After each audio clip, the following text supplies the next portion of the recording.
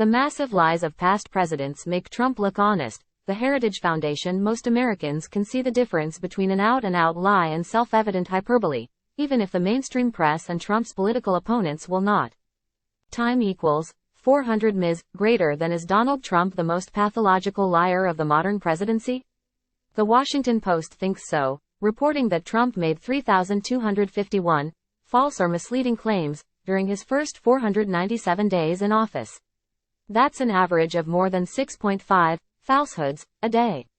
The New York Times agrees, providing what it called a definitive list of outright lies during the president's first 10 months.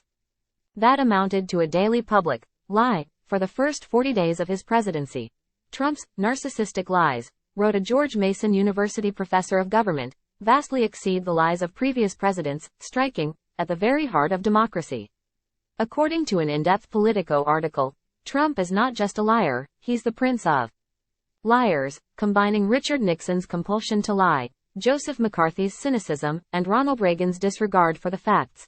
27 mental health professionals were so concerned they contributed to a book titled The Dangerous Case of Donald Trump, that concluded, "We warn that anyone as mentally unstable as Mr. Trump simply should not be entrusted with the life and death powers of the presidency."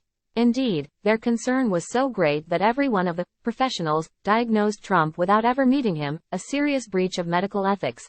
Their long-distance diagnosis brought to mind the 1964 presidential campaign, when 1,189 psychiatrists said that conservative Republican Barry Goldwater was psychologically unfit to be president, although not one of them had ever spent 1 minute with the senator from Arizona, a two-star general in the Air Force Reserves who routinely passed annual physical examinations while flying the latest jets. Reviewing a book about the role of falsehood in the age of Trump, MSNBC host Chris Matthews let it all hang out, declaring that the president lies the way a woodpecker attacks a tree. Compulsively, insistently, instinctively. "It feels," he wrote, "as if something has ripped in the fabric of reality of America at this moment." He labeled Trump a demagogue, using the reigning cliché of the mainstream media about the president. Time equals 400 Ms. Greater than. And yet Trump's approval rating has reached a new high of 45% in the latest polls, some 10 points higher than at the beginning of the year. He continues to draw large, almost giddy crowds wherever he speaks in the American heartland.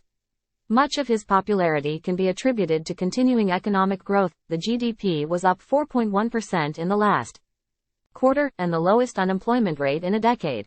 Inflation remains flat and the stock market is nearing an all-time high. But economics is not the whole story. Trump is doing what he said he would do during the campaign: cut taxes, appoint originalists to the Supreme Court, eliminate needless government regulations, push to build a wall along our southern border, substitute fair trade for so-called free trade, strengthen our armed forces. All the while he engages in what he calls truthful hyperbole, like his insistence that we are the highest taxed country in the world. According to the Tax Policy Center, taxes on personal income and business profits made up 49% of U.S. tax revenue in 2015, significantly higher than the Organization for Economic Cooperation and Development average of 34%. What the media rarely include in their assessment of Trump's truthfulness is that all presidents lie. In fact, since John F. Kennedy, every president has lied about far more serious things than Trump's embellishments about his wealth, his girlfriends of decades ago, or the size of his inaugural crowd. The monumental presidential lie of the last half-century is President Nixon's denial of White House involvement in the Watergate burglary. Nixon lied until he was forced to release tapes that proved his part in the cover-up, which forced him to resign. Time equals 400 Ms. Greater than. Some historians have tried to equate Reagan's Iran-Contra affair with Watergate, but Iran-Contra was not Watergate. Redix. Reagan did not try to cover up Iran-Contra, but directed his attorney general to conduct an immediate and thorough inquiry. Unlike Nixon, Reagan did not approve wiretaps, did not direct the IRS to examine people's tax returns, did not compile an enemies list, and did not attempt to manipulate the FBI and the CIA in their investigations. Reagan approved the arms for hostages deal to save American lives. Nixon tried to contain the Watergate scandal to save himself. As we now know, President John F. Kennedy covered up his precarious health. He had Addison's disease, a serious hormonal condition. Denied his many extramarital affairs with gangster malls and Hollywood stars, and lied about a non-existent missile gap in the 1960 presidential race. Once elected, he allowed the Pentagon to announce that no missile gap existed. President Bill Clinton narrowly escaped impeachment for lying about his Oval Office affair with Monica Lewinsky. "I did not have sexual relations with that woman." President Obama lied almost daily about his healthcare proposal, promising, "If you like your healthcare plan, you'll be able to keep your healthcare plan."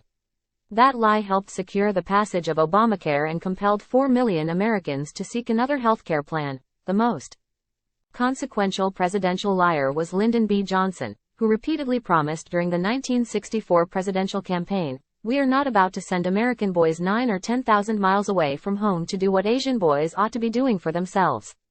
At the very same time, and with Johnson's approval, the Pentagon was drawing up plans to send the first wave of more than 100,000 American servicemen to Vietnam. Johnson's macho determination not to lose Vietnam led him to keep increasing the number of American troops until they reached over 500,000.